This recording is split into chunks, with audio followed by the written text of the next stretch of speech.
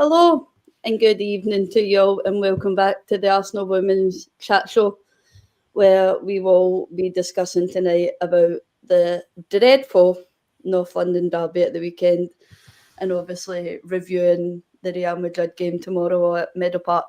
So I'll introduce my guests who are on tonight. I'm still waiting on one coming in, so whenever he's here, I'll let him in. But hello, Paul. How are you doing? Yeah, I'm all good. Just about warmed up from Sunday's game now. Yeah, I said it myself. I'm so glad that I was back home in my nice warm house, just watching it from the TV, and I felt sorry for the ones that genuinely showed up and got nothing absolutely out the game. But we'll move on from it. We'll talk about it and we'll move on. As Arsenal says, we pick ourselves up, we dust ourselves off, and we move. Same old from them. So it is. On to my next guest, Darren. You all right, buddy? Hey, good evening, everybody. Good evening, Gooners. I'm very well, thank you. Good. I'm shattered. I'm tired. I mean, it's only Tuesday and it's already been a bloody long week. Yeah, I'm supposing you're going to the game tomorrow. Well, yeah, oh God, yeah. Kev, are you going to be there? By the way, even longer. So, you know, I'm an elderly man. You know, I mean, I know how beautiful looks to see that, but I've been through 2 divorces, and I'm thinking of divorcing Arsenal unless they buck up their ideas. As most of us, I think, are on the same page, Darren. I'm just mortified. I really am. That moves me on to my next guest, Kev. You want to top Darren off? Aye. You want to top him off? Yeah, well, I've only been divorced once. Yeah, but I'm just a little bit older. Just a little bit. I thought you were 21. But yeah. And it wasn't that cold. Sunday. It wasn't cold, actually. I didn't think it was cold. I had a 2-hour ride home due to the Blackwall Tunnel being closed. Oh, nice. What fun. You don't get halfway to the Blackwall Tunnel, turn around and head out to Essex. Yeah. Anyway, Kev, while I'm on it, it's a frustrating time at the Arsenal just now, isn't it? Yeah. I know coaches talk about fine margins all the time, but fine margins is what it is. The width of a ball, the width of a post. I'm just waiting for our strikers to put the right pairs of boots on. Yeah. So obviously we'll go on to the game and we'll obviously talk about it. I'll just go through the lineup first before we move on to obviously what went wrong and things like that. So obviously the lineup was Van Domsler, Fox, Lotte Wubben-Moy, Catley, McCabe, Need Cross, Caldente, Ford, Russo and Blackstenius. I'm just going to give people a very worrying stat about Caitlin Ford at the moment. And when I seen this stat, I was shocked. Considering the start that Caitlin Ford gave us last season and the performances, so far in this season, her performance just isn't up to par, just like most of the players at Arsenal just now. And this stat is 1 goal and 0 assists so far in this half of the season for Arsenal. That's a worrying stat, isn't it, Darren? It's worrying, but it's not surprising. I mean, coaches do their homework. You know, they will examine and pore over previous performances from their opponents for probably about 2 to 3 days, if not up to a week before they face them on the pitch. Caitlin Ford, sadly, is no longer an anomaly. She is so predictable. We all know what she's going to do. She'll bomb down that wing. She'll do a step over. She'll try to cut in. I said this on a show a little while ago, actually, for the men's fans out there that might remember a guy called Marky Overmars. You know, he had rockets in his bloody boots, but we knew what he was going to do, and so did the opposition, and they just snuffed him out. And then, sadly, on that side, while we're talking about her, I might talk about her partner, Katie McCabe. You know, them two holding hands the whole frigging match for that job. They're both predictable, and we know what they're going to do. And when they're that far up the pitch, neither of them at the moment seem to want to track back, and that leaves a defence exposed. And there's no frigging midfield because they're so far up the field as well. But yeah, Caitlin Ford, I would not shed a tear if she went in the summer or at Christmas. I don't really care. She can go. Yeah. I think I'd back you up on that one, Darren. What I don't want to do for 60 minutes though is be negative about the whole team, because there were some good performances on Sunday. A few, not many, but there were a few. There is a glimmer of hope going forward. I don't know what Rennie needs to do to tweak this, but for those that watched the 2 minutes and 12 seconds of highlights on the Arsenal website of Sunday's game, if you hadn't been to the game, you'd be thinking, we played well. We were just unlucky. Yeah. Especially Olivia Smith in the second half. That shot was really good. Good goalkeeping. But if you watch those highlights, you'd be thinking, what are these people talking about? We did all right. But it was the other 88 minutes or so where we were just dreadful. Tottenham knew what they were doing. They had a game plan. They stuck to that game plan. That Neville character, she winded me up so bloody much. Smirking up. I don't know, for those that are in the whatever end we was in, smirking at us all the time and just wiping her brow. Yeah. But yeah, they had a game plan. They defended it well. They played it well. They frustrated the hell out of the Arsenal girls and the crowd, actually. The crowd really were quite lackluster in the second half. The first half and beforehand, we were really up for it. For those that were there, Paul, Kev, it was really quite loud, wasn't it? But second half, not so, because I think we started to feel the tension and the pressure that the girls were feeling on the pitch. And yeah, it was still lively and it was still going, but nowhere near to the same intensity as it was in the first half. But, this is an Arsenal show, and I hate to say this, but one must applaud Tottenham for their tactics. They got it spot on, and they frustrated the hell out of us, and we couldn't break them down.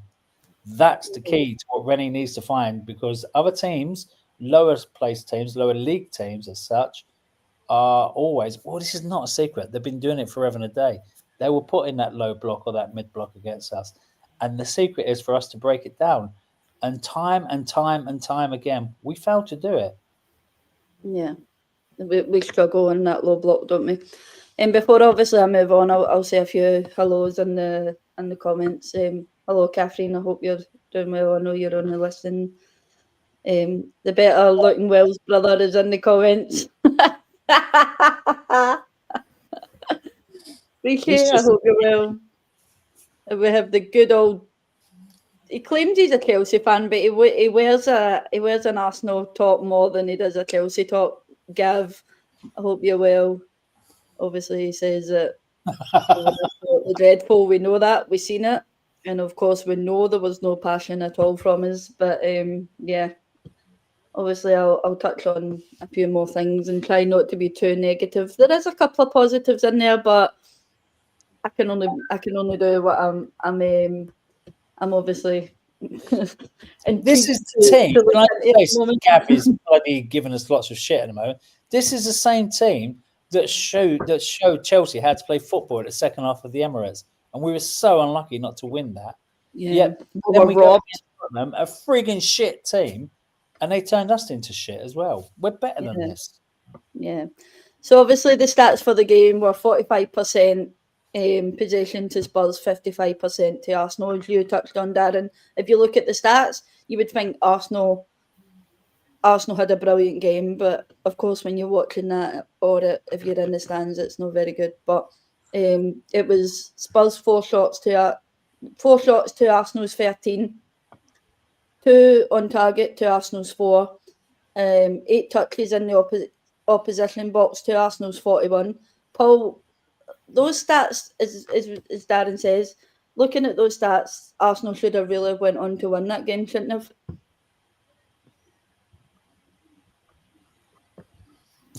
Speechless. Speechless.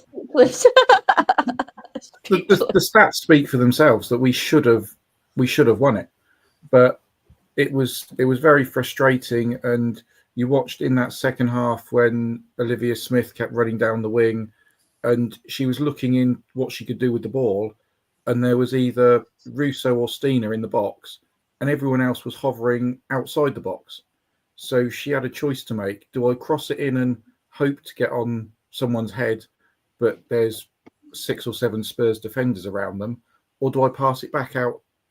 And then if she passed it back, it ended up probably with Daphne, and it starts again. So that was the frustrating part for me, was we were getting that ball forward, and there just wasn't the support in there for the wide players to get it in. If you've got that, 3 or 4 players in the box, you've got a bit more of a chance of getting your head on the ball, or even the chance of being brought down and claiming a cheeky penalty. Yeah. But if you're not there, you're not going to have that chance. Yeah. Unfortunately, and you're not going to have that chance if you don't create the chances in the first place, are you? So that's a problem we have at the moment at Arsenal. It's creating those chances, and it's something we seem to talk about regularly on this podcast show at the moment, is creating those chances. But obviously there's players out there that just aren't up to par, and I'm going to try and get that out of the way before it does become a negative podcast. So obviously there's one player that everyone's currently noticing at the moment, and it's Katie McCabe. Kevin, I'll come to you with this question. She seems frustrated at the moment, and there was rumours obviously on Sunday that she kicked the ball out the stadium, and it was visibly noticeable that she was frustrated. What do you actually think is going on there with Katie McCabe at the moment? I think they're all frustrated because they're not getting the results. But Katie's Irish, and she's going to let that out. As we all know. And we knew before the game started, because a certain Heaslip was refereeing. You knew Katie was going to get a yellow card before the game started. Yeah. But yeah, I think she just lets it show too much. She doesn't hold her emotions very well. Yeah. But yeah, she is frustrated, and well, so am I. I think I personally think Taylor Hines should be starting in front of Katie anyway. Yeah. At the moment. Yeah. I read a comment on one of the many groups that we all belong to about Katie and her frustration over the weekend. And I can't remember exactly verbatim, but it was along the lines of Katie was frustrated because there was one point where she was having a few issues with the referee, and she looked around for the leadership team and they were nowhere to be seen. And that was a pop at Steph Catley for not getting involved as the captain on the day, leading the teams and sorting out the issues on the pitch. That may have well been the incident that led to Katie kicking the ball out of the stadium. I actually missed that, and I was at the ground, and I didn't see that. Oh, I cheered. I missed that. But so she was obviously frustrated with the lack of leadership on the pitch as well. No Leah, no Kimmy, and I don't know what the order of batting is after that. Whether it's Steph and then Katie and whoever it is, I don't bloody know. But there's so many captains at our club; it's unbelievable. I'm just going to say that. Sorry, Darren. Katie is one of the leaders, and that should have been a better example in terms of maybe her looking for another leader to back her up. She's a leader herself. She'd have been able to back herself up in that situation. But the thing is with Katie, we've seen it time and time again. She gives it too much of that instead of too much focus on a pitch. So she does, and it's becoming a bit frustrating for us fans, constantly watching the constant that comes from her. Laura, how many times over the last 3 to 4, maybe 5 or so shows have we heard Katie McCabe's name mentioned in a negative fashion? Quite a lot now, sadly. I can't remember the last time I said she had a wonderful game for the Republic of Ireland when she scored that wonderful hat trick, which I'm sure you've all seen the goals, but she doesn't seem to be doing that or replicating that type of form on the Arsenal pitch, unfortunately. Yeah. Paul, obviously we do seem to struggle to progress the ball forward and create opportunities in games when Leah and Kim aren't there. We're noticing that, aren't we? Like we're noticing that they're not there, and it's very clear. Obviously, Mariona's come out with a statement today that they're really struggling with their leaders, but they also have to accept the fact that they're not there, and there's going to be games they aren't going to be there. And it's very clear that all we seem to do is when we're playing without Leah and Kimmy is forward, side, back. But so far forward to then go to the side, for the side to then pass it back to Van Domsler, as we've touched on. Do you agree with that? That it's noticeable that Leah and Kim are probably the ones that would probably like to drive the team forward? They are, but I mean, these are all professional players, and they should all be able to adapt to not having these types of players in the team. You don't build a team around one or two players. You build a team around the whole 11 starting lineup. But obviously, people like Leah and Kim do bring a lot of experience, cool heads, and they have their own, in some cases, unique talents. The long balls from Leah over the top, pinpoint, 99% of the time. And I know Katie Reid was trying to do it back earlier this season before she picked up the injury. Not quite as well as Leah does, but that is something that will come for her, I'm sure, when she's back. But these players do need to adapt. They need to work on something themselves. It's all right saying we missed these one or two players, but realistically, how much longer are we going to have Kim Little in our team? Let's be honest. Is it going to be the end of this season? Are we going to get one more season out of her? I doubt it. It's you've got to be planning for. We've already got life without Leah Volti. Now we haven't got Kim Little as well, and you need these other players to step up and step into their shoes. And I was watching, obviously, Kyra started on Sunday, and 3 or 4 times she was trying to turn the ball and trying to go forward, but there was nobody available to pass it to. So as much as she was trying to get that ball forward in a way that Kim Little would, there was just no options open to her. So I don't know where the answer is there. Yeah. Do you possibly think, Paul, that's maybe Kyra not being vocal enough like Kimmy would probably be? That. Yeah, I mean, Kimmy does command the team quite well, and Leah at the back as well commands that defence brilliantly. And obviously that was Kyra's, I think it was her first start of the season, so there's possibly a little bit of rustiness in her for lack of game time with us. But she maybe needs a run of 2 or 3 games, which could come now because we've obviously got Madrid tomorrow, and then after the international, is it Liverpool and Everton, and then a cup game. So it might be time for her to have a little run up until Christmas and just see how she gets on. I mean, she can't do any worse than what we've had recently.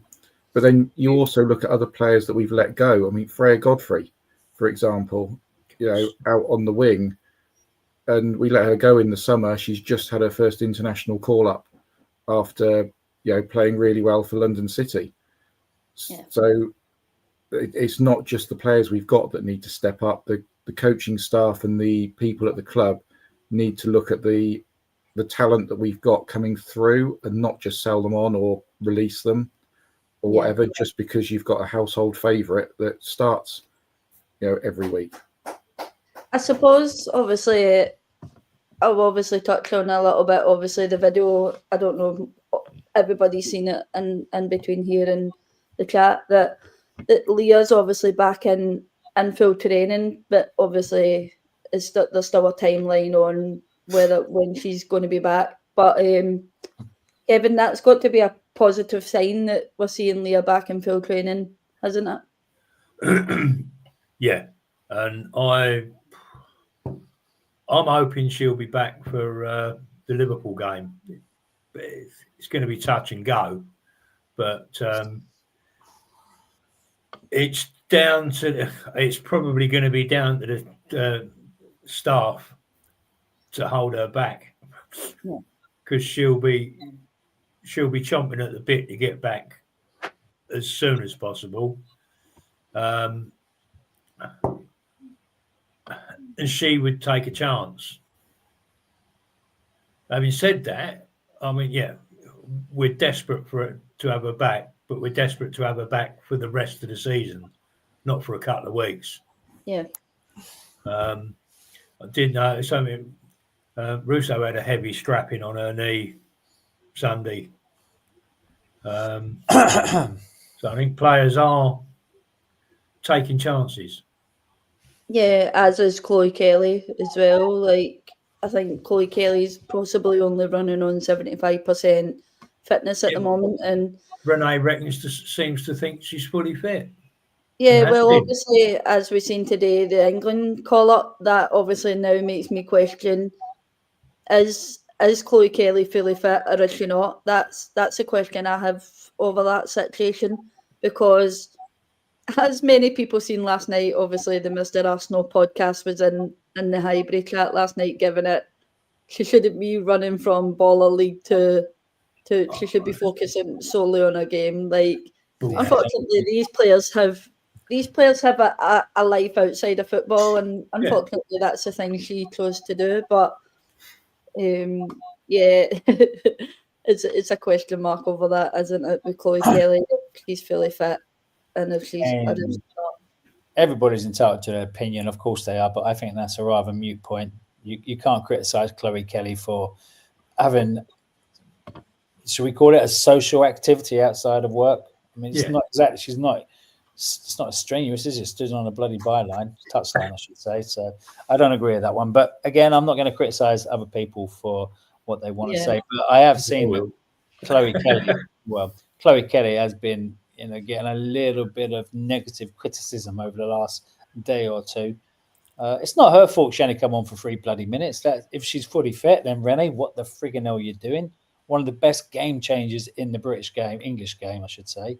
And she sat on the bench for 87 minutes. I really can't fathom that one at all. Yeah. In terms of obviously talking about subs there, Darren, do you think the subs that came on, if they had started, maybe would have impacted the game differently on Sunday? Well, Sunday maybe, but I mean, let's just go back one, if I may. I mean, the subs against, oh my God, Bayern. Who? Bayern, thank you. Just pull me out of a tight spot there. Thanks, bud. That really had a negative impact on the game, and we all know that, but move on from that game. Do you know what? I think we could have made 11 subs on Sunday, and it probably wouldn't have made too much difference because the setup was always the same. The substitutions, unless somebody violently wants to disagree with me, from my opinion, were like for like. They didn't change the impact of the game. They didn't change the way we were trying to negate the low block and the mid block that Tottenham had set up. Nobody really come on with, other than Olivia Smith, which Paul mentioned a little bit earlier on, bombing down that wing. And she was, very good. There wasn't really much support for her. So I don't know. Paul, I wanted to ask you a question when you was talking, actually, if I may, because most of the time when I'm at the games, I get a little bit lost and I don't necessarily always follow the tactics. I'll get taken away with other things. And you're like a professor of the game, if you don't mind me saying. You watch what's going on. Was KCC any good on Sunday? Because I heard what you were saying, but I don't think she had much of a game at all. I could be wrong. Well, obviously, before you answer that, Paul, that I'll bring that on to you, a question about that. Personally, for me, Kyra Cooney-Cross's last 2 performances haven't been great. Defensively, they've not been great. Like, she came on against Bayern, her defensive work was poor. The only thing that made her stand out to me was she wanted to push forward, but as you touched on earlier on, she was going forward and no one was there. But against Bayern, she wasn't convincing for me. I don't know if that's the same for the rest of the panel, but I'll ask you this one, Paul. Oh, can I just say Vicky Pelova as well then? Because her last 2 games, she wasn't even there on Sunday. I don't know whether she was injured on the bench. I can't remember. But the last 2 games I've seen her play, she's been atrocious. It seems our whole midfield just isn't there at the moment, and we'll gloss over the Bayern game, and Kyra wasn't. I don't think there was a single player there that was fantastic for the whole game. But yeah, on Sunday, she was trying to get forward, but there was just no options open to her. So yes, she's probably going to come in for some criticism. Yes, there were probably the odd pass that she could have made that possibly somebody like Kim, that's been in the team for years, could have made. But yeah, if you haven't got the player to pass to, what are you supposed to do? It's the same with Olivia Smith. She was bombing down that wing, but then no one to pass it to. Yeah. And then on the other side, you've got Katie and Caitlin coming down the side and not even getting it into the box. Yeah. Obviously, the whole game on Sunday was a bit of a letdown, especially for a North London derby. I could see myself by the second half. I was bored.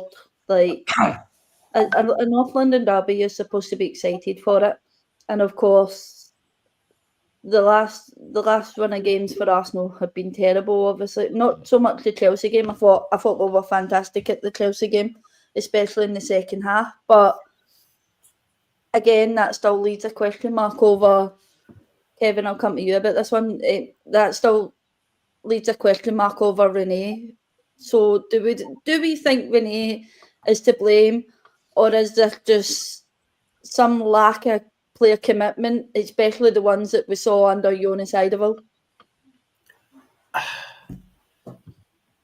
Partly, because I think Renee needs to change things up a bit. She needs to mix it up, because we are, I won't say boring Arsenal, but we're predictable. Yeah. As Paul was saying, they know what we're doing, and Darren said it as well in the past with the blokes. You've got players, you know exactly what they're going to do. Do we need to switch positions for one or two people? Mix that up. Without lack of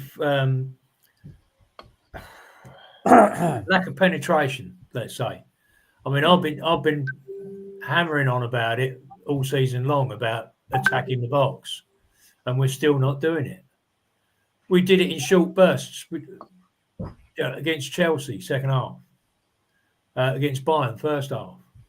We attacked the box, and then we just revert to. I mean, at one point on Sunday, we had a throw-in down by their corner flag. 15 seconds later, Daphne's got the ball. Yeah. I mean, what is the point of that? But yeah, I think the players, I'd probably say 60-40, 60% players need to look at themselves and talk to each other and kick each other up the arse and say, look, this ain't good enough. We've got to step it up. And Renee has to have the ability to change things around, change the tactics, switch formation if need be. Yeah. Just to try and find a way of, not necessarily creating more chances, because we had 13 shots. But they've got to bring the right boots. Yeah. Somebody at some point in the very near future is going to get a right hammering when we discover our shooting boots again. Somebody is going to get hammered. Yeah. Hopefully it's Madrid, but I don't think so.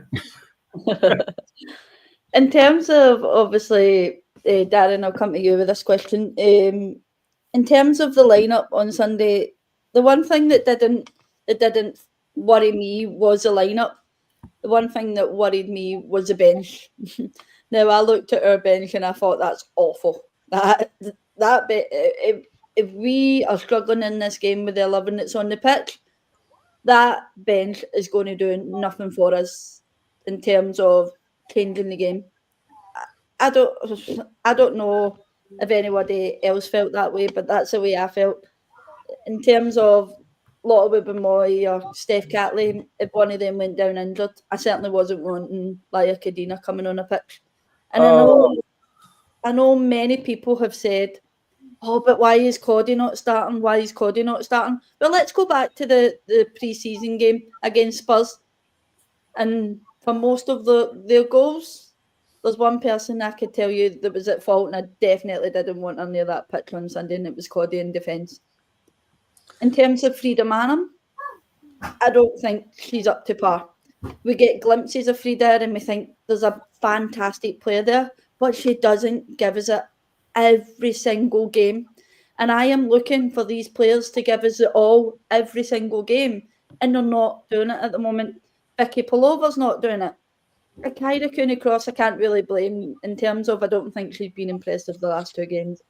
I do personally think, yeah, she's not had the game time to show herself or express herself. And I'm going to call it out. The 2 forwards as well are not doing what they're supposed to be doing. And I'm not going to be careful, Darren, because I know you're going to come at me for Stina. But let's be honest, the full team as a whole at the moment is just not doing the job. Yeah, and, I hear you. And I know people are like, oh, she needs to change it up. Kevin just touched on it, but Renee needs to change it up.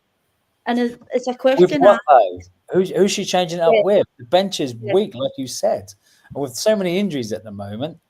And oh god, I love Renee, but my gosh, she's got her favourites, and they could be playing, with the left boot on the right foot and other way round, and she'll still frigging pick them for some reason. I like Stina, man. Leave Stina alone. Stop picking on Stina. She tries. I mean, she pulls those teams all over the place with her constant runs. Is it her fault that the team are not finding her after time? It's like, I don't know if it's Kev or Paul said earlier on, or it might actually be you, Laura. I can't bloody remember. Backwards, sideways. There's never any real intent on moving forward. And Stina, God bless her, she's always pointing where she wants that goddamn ball. And now, half the time, it never bloody receives. She never receives it. I don't know. I know. I'm hyped Stina up. I know she needs 40 attempts to score 1 goal, but when she does, what a effing goal it is. But anyway, back to being serious, mate. Our bench is just not strong enough at the moment. The team on the pitch are just not strong enough at the moment. There's quite a few, forgive me for saying this, older players that are probably past their sell-by date with Arsenal. And I will name Steph Catley, and that's going to upset 1 or 2 people, but I've not liked her for a long, long time in defence. I don't think she's up to the task. McCabe, we've already spoke about. Caitlin Ford, we've already spoke about.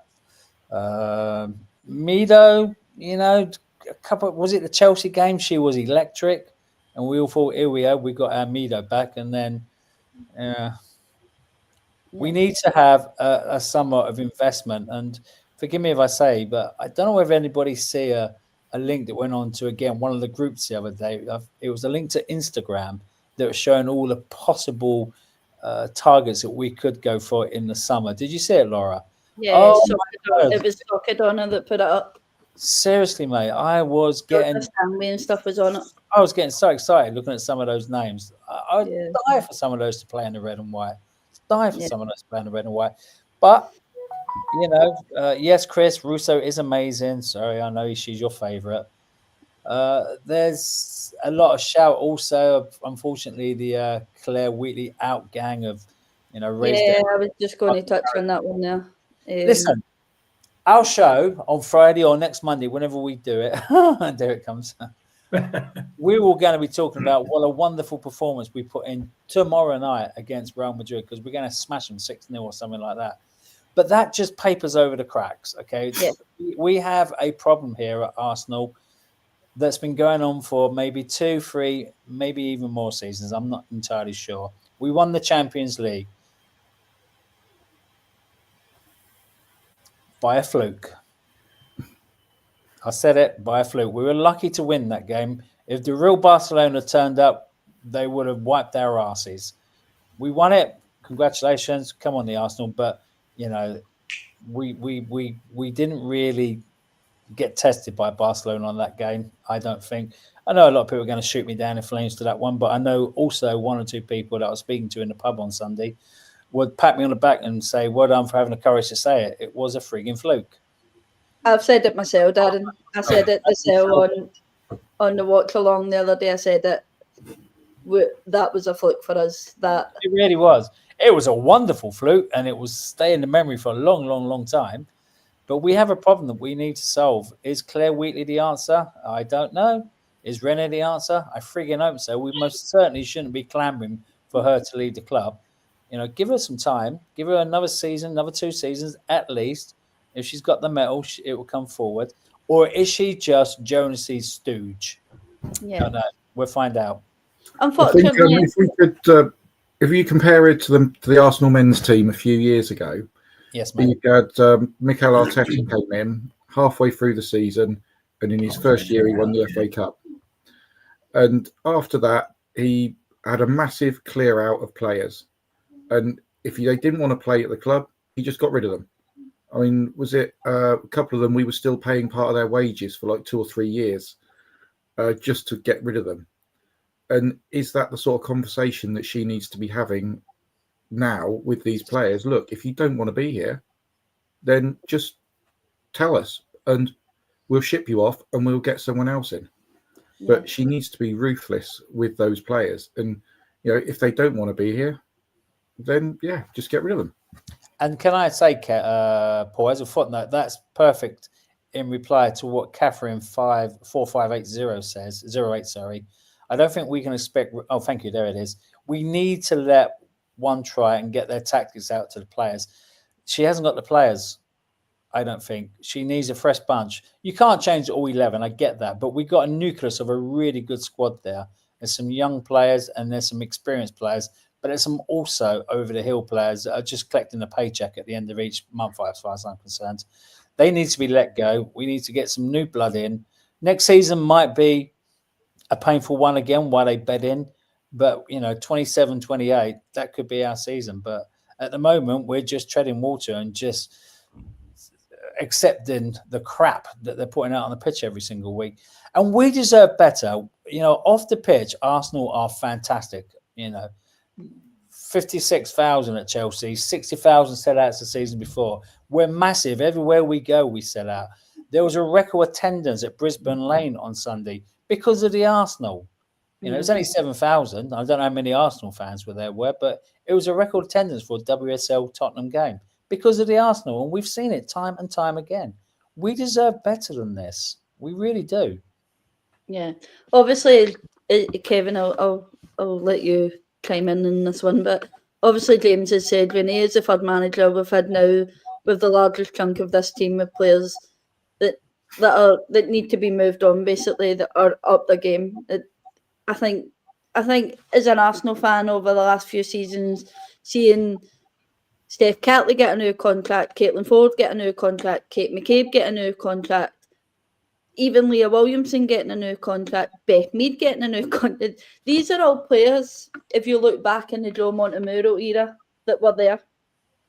And I don't know if you're in agreement with most Arsenal fans at this point, but these are fan favourites.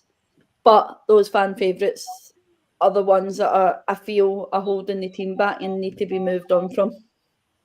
Yeah, I think this is where we go back to the Mikel Arteta bit. He was given time to build his squad, and look where they are now. And I think Renee's young enough. She's probably smart enough. And she'll have an idea, or she was building an idea of what she wants. And the club's got to back her in what she wants. I mean, if she's going to go to them in December and say, look,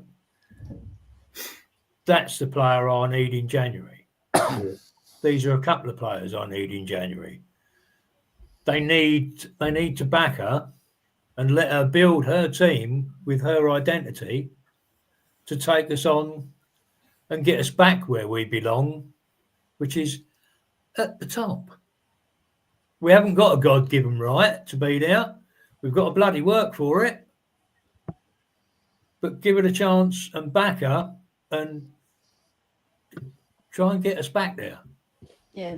That's the thing with football these days, isn't it? It's so easy to blame a manager, and it's so easy to get rid of the manager first before actually giving that manager time to settle the dust and bring in their own players. As I said, the biggest majority of these players are from the Joe Montemuro era, and it's probably time to maybe get rid of them and move on and start bringing in talent that obviously suits playing football now and not football that was played like it wasn't 4 years past, But unfortunately, that's football these days, and yeah, it's a sad state of affair, isn't it? So, yeah, obviously, before I move on to the Real Madrid game tomorrow, which I am genuinely dreading myself. I really don't know how we change that, especially with the way we've been playing lately. But yeah, we'll obviously move on to that.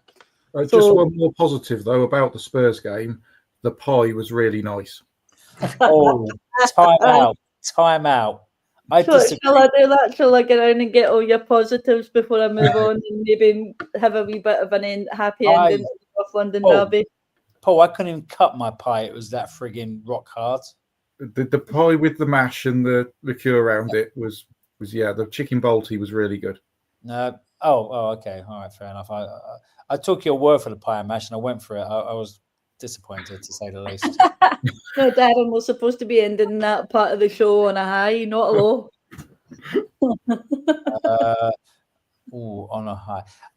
I guess the only high from myself and Chris is it only took us half hour to get home. There you go. There's my high. You didn't get a parking ticket, did you, Kev? So there's your high.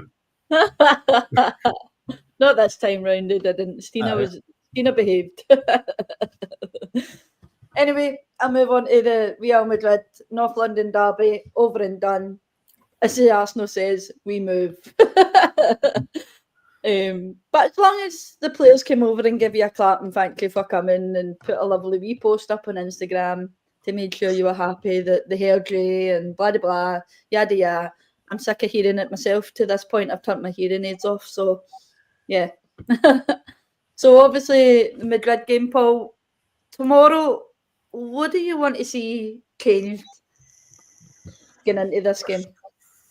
Well, a bit of passion in the game and actually getting forward and not this keep passing it back. Just change what you're going to do. It's obviously not working. Just get people in the box, get the crosses in. Don't try and walk it into the goal is the key thing. Just get it in there and one of them will go in. You look at how many chances we had, against Spurs, and we just couldn't hit that final ball into the net. But that's due to lack of bodies being in there to do it. So, yeah, just get the players in the box. Yeah.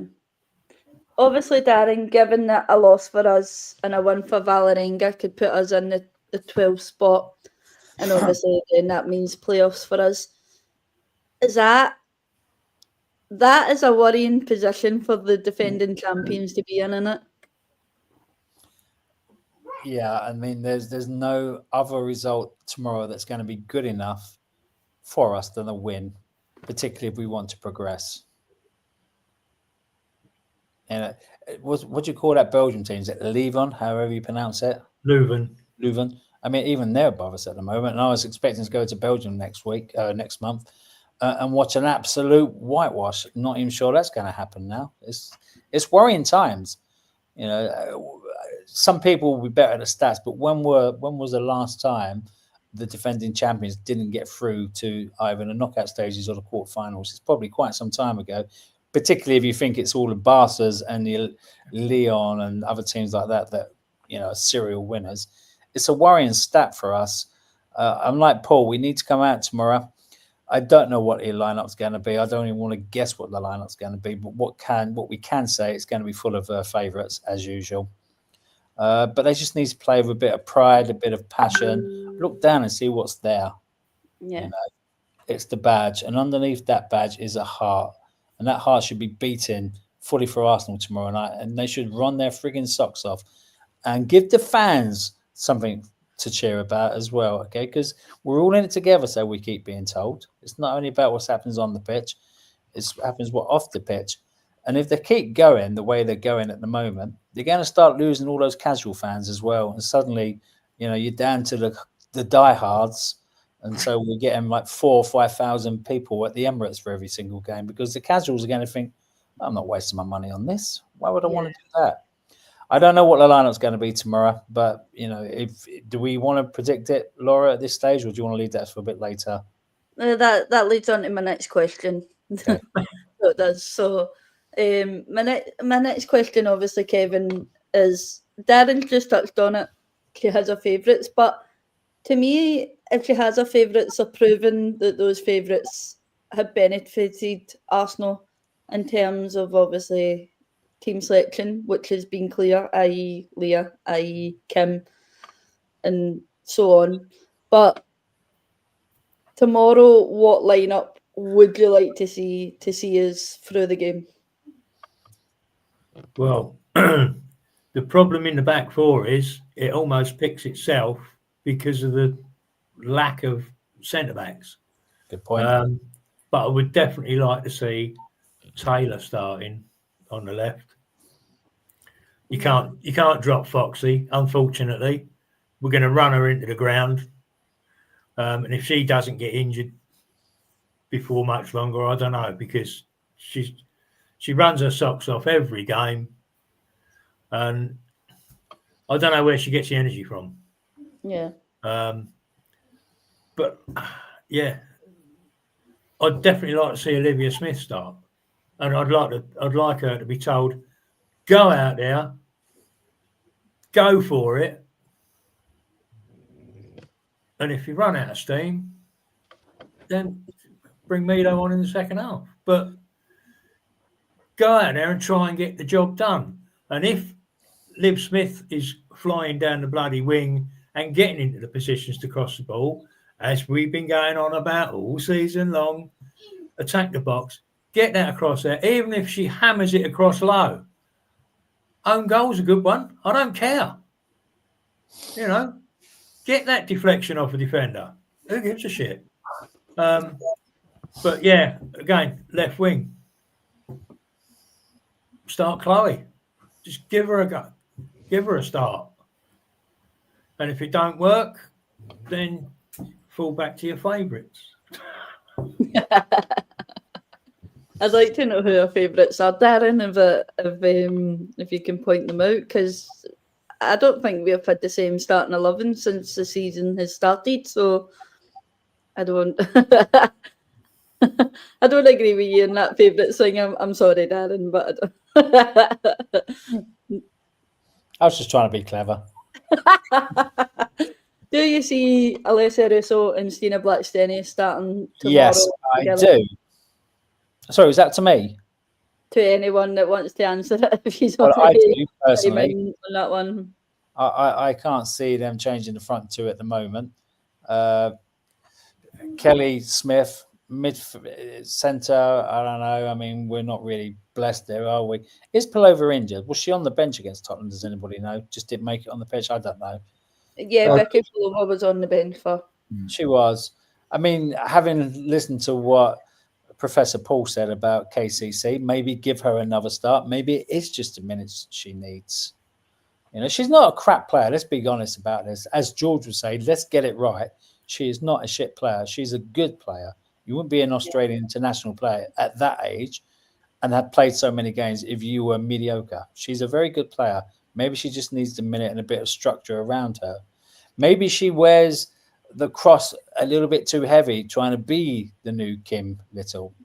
I don't know. But anyway, Paul's right. Paul. Kev's right. The back four pretty much picks itself. DVD, whether she's in a lack of form or confidence, don't know. I think she's all right at the moment. She's always I've noticed that she's not been selected for the Holland squad. Excuse me. What was the reason for that? I didn't see that. There has currently been no reason of why she hasn't been selected. I think she's still carrying a knock.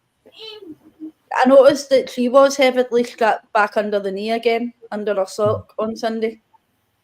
So she was. So I don't know if again, as Kevin said, she's carrying that injury again. Obviously, we noticed that Alessia Russo heavily strapped. Chloe, obviously, at this moment in time, we still think she's carrying a knock. And it's just purely shown that and Mariona as well, we're noticing that she's not up to par. And it's just simply because these players have been run right into the ground. And obviously, it doesn't help with the schedule. But Paul, touching on this one, would you agree with this question? Is Jenna Nightswonger as your CDM? Give her a try. Yeah, yeah, definitely. I mean, she's had hardly any game time with us since she joined. I think possibly Crystal Palace last season, she got a start. Yeah. At left back, but other than that, I can't remember her starting a competitive game for us. But yeah, I'd definitely give her a try there again. Kyra for a couple of games. If that doesn't work out, then put Jenna in for a couple of games and see how she does. Yeah. Again, she can't do much worse, can she? I've always been suitably impressed by Jenna. Every time she comes on, I know it's only a few minutes here and a few minutes there, and one can't necessarily gauge the level of a player through a few substitution appearances. But she come on against Leicester, didn't she, for a good 20 minutes, I think it was, and she held her own. She was quite good. The few times I see her last season, she held her own. She was all right. Let's give her a start. I think Catherine's maybe onto something there. And she's also on to something where she says, push Mariona high up the pitch. Well, we've been saying that for how long now? Yeah. Yeah. I think we're noticing that Alessia Russo and Stina Blackstenius seem to be playing a lot more together at the moment while Kim is out, simply because, to me, Renee relies on Alessia Russo doing a lot more of the defensive work, because we know Alessia can put in the hard work defensively if she's asked to do it. And I simply think that's obviously why Stina and Russo are on the same pitch at the moment, because we don't have that CDM. So, unfortunately, then we're not getting the best out of Alessia Russo, simply because she's asked to do another position, as most of the players are doing at the moment, until we possibly see Leah back or Kimmy back. It just depends on what time frame those girls are back. So, Paul, I'll come to you. Next question that I have: should Arsenal fear Real Madrid tomorrow? I think that's the worst thing they can do, is go into a game fearing someone. They need to go out there with the confidence of winning. But the way we're playing at the moment, anyone can beat us. is the reality. They know what we're going to do. They know we're predictable, and they'll have worked on that. They'll have worked it over the last few days. They'll have looked at every single player and, this is what they're going to do. This is how many times they're going to pass it back. And they'll work on that, and they'll take advantage of our weakness in that scenario. So Renee needs to get those players doing something different and shake it up a bit. This is knockout football time, realistically. Yeah. We're halfway through our Champions League league stage now, and we're already into the case of we drop 3 points again, and we're really in trouble. Yeah, it's not, as I touched on before, it's not a great position for Arsenal to be in as defending champions, and teams in the Champions League must be definitely looking at Arsenal and going, how the fuck did they win it last season? Because they're poor, and I'm sorry for that F-bomb if there's children watching, but I am genuinely, as a fan, and that's why I said it the other day before Darren came on tonight and said we must have been so fluky last season. But I also had the debate on the Arsenal Women's Forum that people were coming in and saying, oh, the performances are poor, and my answer back to them was, we have started the last 3 seasons poor, but we've still come away with some sort of silverware. And that's, to me, it's not good enough, but we're doing something near the end of the season to come away with that silverware, and that's just the glimmer of hope that Arsenal give us at the moment. And of course, throughout the season, we've been asking for more from them. Give us more, and we've said it season after season after season, and we just don't seem to be getting it. They would do, and it's getting frustrating. It really is. But I suppose as an Arsenal fan, we will be there week in, week out, singing our songs as loud as we possibly can. And as somebody says, you've got these fair weather fans that just want to go when the sun is shining, and unfortunately, that's not football. So it is. But yeah, the casuals we will lose. Sorry, Darren. The casuals that we will lose unless we're bloody careful. Yeah. And they generate revenue. Arsenal must remember that. They do generate a lot of revenue for the club as well, particularly when you're filling out the Emirates. You know, sorry, that's a work call. I'm going to put my myself on mute. I need to take this call. Yeah, that's fine. Yeah. So obviously, I'll go round and get predictions for tomorrow, and then that'll be us for the end of the show. I'm glad I've been able to take us up to an hour, because I was genuinely struggling to find the positives to ask you for this podcast, and I genuinely thought halfway through this will just cut me off because it's so negative at the moment, isn't it? So yeah. So Paul, what's your predictions for tomorrow? It's either going to be one extreme or the other. We're going to see out a goalless 0-0 boring draw, or we're going to come out all guns blazing and do them 5 or 6-0. I can't see it being, a 1 or 2-0. It's going to be one way or the other. Yeah, Kevin. Oh God, Leslie's going to find her boots. 3-0, Russo hat-trick. So optimistic. Provided we can resist their high press, because you know they're going to come at us. Yeah. So Lotta needs to put in a performance and a half.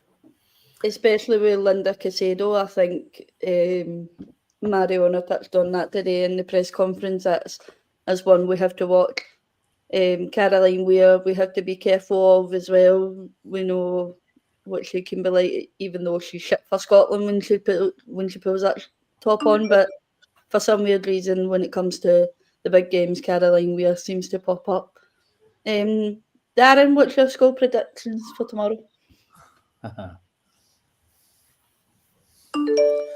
Oh, mate. Seriously. Head or heart? Heart. 3-1 Arsenal. Head. We lose 2-1.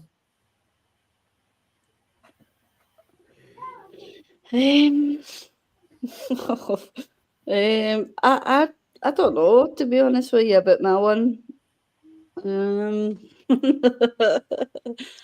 I do genuinely think it pains me to say it. It really does. I don't like to, want my team to lose, but if we see the same level of performances that we have first half against Chelsea, the whole of the Spuds game, Leicester was different. It's Leicester, isn't it? The Bayern game, obviously. The Bayern game. Oh, I mean, what a first half, though. Oh my God! And what happened in the second half? Oh my God. Anyway, we're a team of two halves at the moment, aren't we? But I desperately want us to win tomorrow night, because we're not going to progress through otherwise. The Belgian team, Louvain, will probably turn us over as well. So we desperately need to get 3 points tomorrow. But no matter what, though, those in the North Bank will be having fun. We'll have fun. Back to the wall. Love it. I do think we'll get beat tomorrow 3-1. You do? Yeah, I do. At least I only said 2-1. No, 3-1. 3-1, I think we'll get beat. Yeah. And it's not going to be a good feeling. I really hope we're wrong. But... Yeah, I hope I'm wrong as well, but that's just genuinely how I'm feeling at the moment. So that's what I'm going to go with. That's genuinely what my heart is telling me. So yeah. Before I end the show, I'm going to give you Catherine's stat of the day. So it's a new segment that we're going to try and squeeze in. So Catherine's stat of the day is the only top 4 team that the refs seem to hate more than Arsenal is Man United. United have received 20 more fouls and 4 more yellows than Arsenal. This is over the last 3 seasons from the top 4 refs. We could have a whole show on the incompetency of referees, but let's not go there today. We could always have a whole show. George keeps threatening to have a whole show about transfers. I think as we approach the winter break, we should maybe have a look at that as well, particularly some of those players that were mentioned on that Instagram post. And let's do half transfers and half how shit the referees are. I'll try and arrange that one for you, Darren. I can't promise anything. It needs to come for the boss. Unfortunately, the boss is not well at the moment, and that's the reason why I'm hosting tonight. Yeah, he's not even dropped any comments, so he must be quite poorly. Yeah, he did say he was going to try and get in the comments, but he's pulled the week off. Obviously, stopped him from doing that. So, but obviously, hopefully next week George will be back with us, and hopefully it's a more positive show. Hopefully Arsenal by that point have gave us something to put the smile back on our faces, and yeah. So, Paul, thank you very much for joining me tonight. It's appreciated. Well, thank you as always. Darren? What? I don't have any words for you. I really don't. Listen, the fact of the matter is, if we don't win tomorrow, then we've got a 2-week break. If we do win tomorrow, then we've got a 2-week break. Yeah, and I still have to go to work the next day, so I'm not bothered about that one. And then we can just look forward to all these meaningless internationals where more players are going to get hurt. Very quickly, Gabriel, men's team, he's out for the season now, isn't he? I've been hearing because of a needless injury in a needless game. These players are playing. There you go. There's another topic we could talk about. How many games these girls and boys have to frigging play.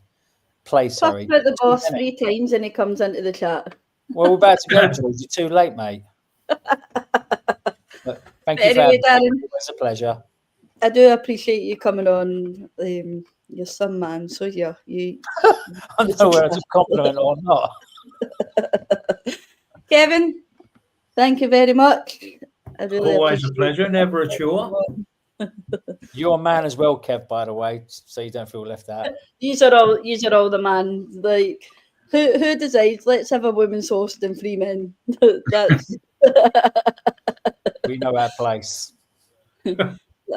George, that is a poor excuse. You just woke up. That is terrible. You have to watch it back now, George. Best show ever.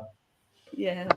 Right. Well, I'm going to let you go for this evening, and I'm going to let the chat go. And as George always says, please like and subscribe, guys.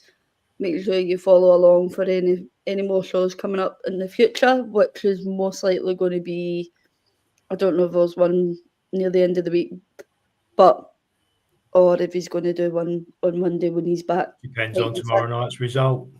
Yeah. Depends. It does depend on that, Kevin. But yeah, I do appreciate, obviously, he's all coming in. I know I couldn't really get through the comments. It was the good old host took over and got their feelings out, and they can go to bed knowing that they've let that stress go. But yeah, obviously tomorrow, hopefully it's a better result. And yeah, we can come back happy, and we'll see you soon, guys. Thank you very much, and good evening.